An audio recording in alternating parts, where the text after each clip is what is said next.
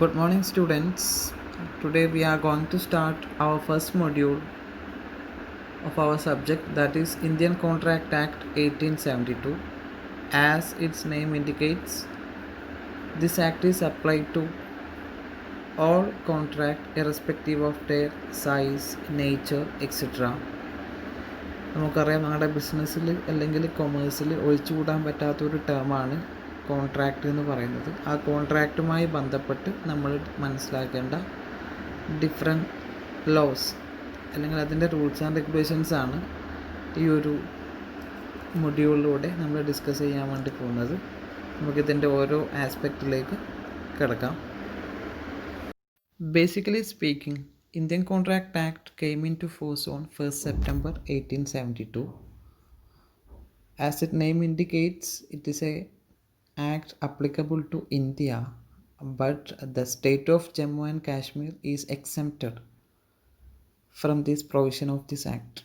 Indian Contract Act ഇന്ത്യയിലുള്ള എല്ലാ സ്റ്റേറ്റുകൾക്കും applicable ആയിട്ടുള്ള ഒരു ആക്റ്റാണ്. പക്ഷേ ജമ്മു ആൻഡ് കാശ്മീർ എന്ന് പറയുന്ന ഒരു സ്റ്റേറ്റിന് അവരുടേതായിട്ടുള്ള ഒരു പൊളിറ്റിക്കൽ റീസൺ മൂലം ഇതിൻ്റെ ആക്ടിൻ്റെ ഏരിയയിൽ നിന്നും ഒഴിവാക്കിയിട്ടുണ്ട്. ഇന്ത്യൻ കോൺട്രാക്റ്റ് ആക്ടിനെ ഞങ്ങളുടെ ബേസിക്കലി രണ്ട് പാർട്ടായിട്ട് ഡിവൈഡ് ചെയ്തിട്ടുണ്ട്.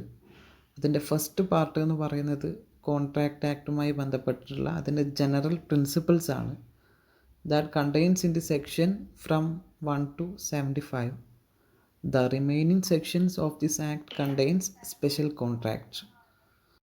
Next, we can discuss about the term contract, its meaning and definition. In simple terms, a contract is defined as an agreement enforceable by law. That is, all the legally binding agreements are termed as contract. നമ്മുടെ contract agreement എന്ന് പറയുന്ന രണ്ട് term വളരെ common ആയിട്ട് use ചെയ്യുന്ന രണ്ട് ടേമാണ്. പല ആൾക്കാരുടെയും ധാരണ എന്ന് പറയുന്നത് കോൺട്രാക്റ്റ് എഗ്രിമെൻ്റ് എന്ന് പറയുന്ന രണ്ട് ടേം സെയിം എന്നുള്ളൊരു ധാരണയാണുള്ളത്. But there are some sort of difference between these terms. ഒരു കോൺട്രാക്റ്റ് എന്ന് പറയുന്നത് ലീഗലി എക്സസൈസ് ചെയ്യാൻ പറ്റുന്ന എഗ്രിമെൻറ്റ്സ് മാത്രമാണ്. എല്ലാ എഗ്രിമെൻറ്റ്സും ഞങ്ങൾക്ക് ലീഗലി എക്സസൈസ് ചെയ്യാൻ പറ്റുന്ന എഗ്രിമെൻറ്റ്സ് ആയിരിക്കില്ല. ലീഗലി എക്സസൈസ് ചെയ്യാൻ പറ്റുന്ന എഗ്രിമെൻറ്റ്സ് തന്നെയാണ് എൻഫോഴ്സിബിൾ എഗ്രിമെൻ്റ് എന്ന് പറയാം. ഒരു എഗ്രിമെൻ്റ് എൻഫോഴ്സിബിൾ എഗ്രിമെൻ്റ് ആണോ അല്ല അൺഎൻഫോഴ്സിബിൾ എഗ്രിമെൻ്റ് ആണോ എന്ന് തീരുമാനിക്കുന്നത് ആ എഗ്രിമെൻറ്റിൽ ക്രിയേറ്റ് ചെയ്യപ്പെടുന്ന ഒബ്ലിഗേഷൻസിൻ്റെ പുറത്താണ്. ഒരു എഗ്രിമെൻറ്റിൽ അവിടെ ക്രിയേറ്റ് ചെയ്യുന്നത് ലീഗൽ ഒബ്ലിഗേഷൻസ് ആണെങ്കിലാണ് ഒരു എഗ്രിമെൻറ്റ് എൻഫോഴ്സിബിൾ എഗ്രിമെൻ്റ് എന്ന് പറയാം. ഇനി എന്താണ് ലീഗൽ ഒബ്ലിഗേഷൻ എന്നുള്ളതാണ്. ഒരു ലീഗൽ ഒബ്ലിഗേഷൻസ് ഒരു പാർട്ടിയുടെ മുകളിൽ ക്രിയേറ്റ് ചെയ്ത് കഴിഞ്ഞാൽ ഇൻ കേസ് ആ ഒരു പാർട്ടി ആ ഒബ്ലിഗേഷൻസ് പെർഫോം ചെയ്തിട്ടില്ലെങ്കിൽ മറ്റൊരു പാർട്ടിക്ക് ആരാണോ അത് പെർഫോം ചെയ്യാത്തത് അവർക്കെതിരെ കേസ് ഫയൽ ചെയ്യാൻ വേണ്ടി പറ്റും. അത്തരം ഒബ്ലിഗേഷൻസിനെയാണ് ലീഗൽ ഒബ്ലിഗേഷൻസ് എന്ന് പറയാം. ഇത്തരം ലീഗൽ ഒബ്ലിഗേഷൻസ് ക്രിയേറ്റ് പറ്റുന്ന എഗ്രിമെൻറ്റിനെയാണ് എൻഫോഴ്സിബിൾ എഗ്രിമെൻ്റ് എന്ന് പറയാം. അപ്പോൾ കോൺട്രാക്റ്റ് എന്ന് പറയുന്നത് എൻഫോഴ്സിബിൾ എഗ്രിമെൻ്റ് ആണ്. അൺഎൻഫോഴ്സിബിൾ എഗ്രിമെൻ്റ് എന്ന് പറയുന്ന ആസ്പെക്റ്റ് കോൺട്രാക്റ്റിൽ വരില്ല. അതാണ് ഏറ്റവും ബേസിക് ആയിട്ട് മനസ്സിലാക്കേണ്ടത്. കോൺട്രാക്റ്റ് എന്ന് പറയുന്നത് ലീഗലി എൻഫോഴ്സ് ചെയ്യാൻ പറ്റുന്ന എഗ്രിമെൻറ്റ്സ് ആണ്. Next we are moving to definition of contract. Here we are going to discuss two definitions. One is given by Salmond. According to Salmond, an agreement creating and defining obligations between the parties are contract. രണ്ട് ആൾക്കാരുടെ ഇടയിൽ obligations create ചെയ്യുന്ന അല്ലെങ്കിൽ define ചെയ്യുന്ന എഗ്രിമെൻറ്റിനെയാണ് ഞങ്ങളുടെ contract എന്ന് പറയാം, according to Salmond.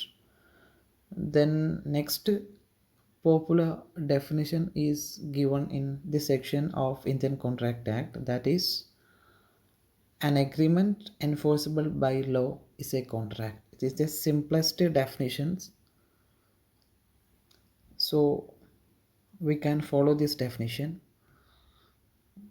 As per this definition, Social agreements are not contracts.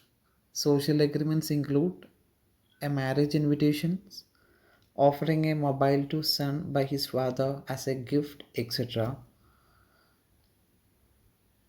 As we already told, contract is an agreement, legal agreement. So we can discuss about agreement. What does it mean? What is the popular definition on agreement?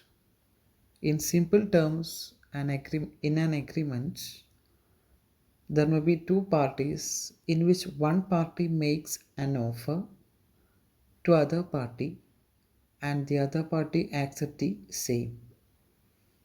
So in an agreement there may be two parties. First one, an offerer or promiser, is a person who makes an offer.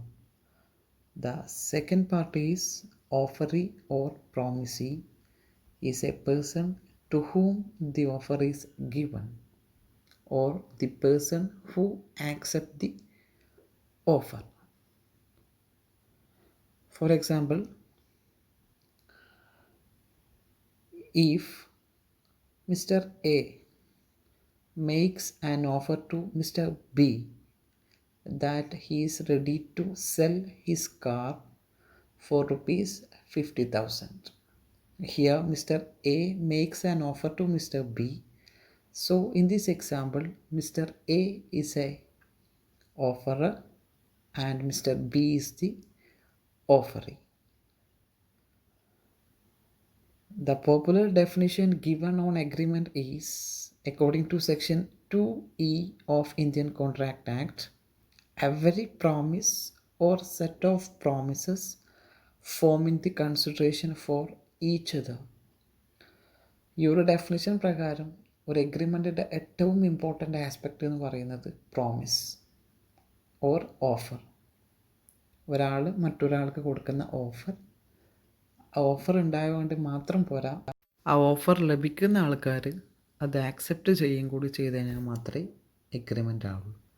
അതാണ് ഈ ഡെഫിനിഷനിൽ പറയുന്നത്. Next we can discuss the various essential elements to be satisfied by an agreement. As per the definition given in Indian Contract Act, there must be three essential elements or three essential features for an agreement.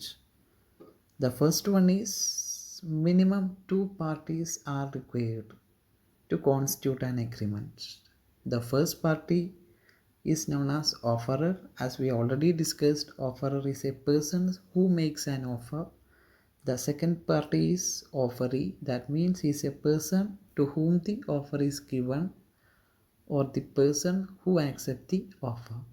The second essential element is identity of mind.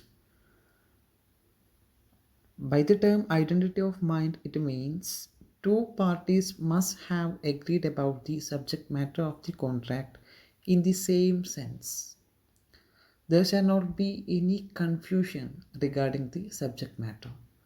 രണ്ടാൾക്കാർ ഒരു കോൺട്രാക്റ്റിൽ ഏർപ്പെടുന്ന സമയത്ത് ആ രണ്ടാൾക്കാരുടെ ഇടയിൽ ഒരു കൺഫ്യൂഷനും ഉണ്ടാകാൻ വേണ്ടി പാടില്ല.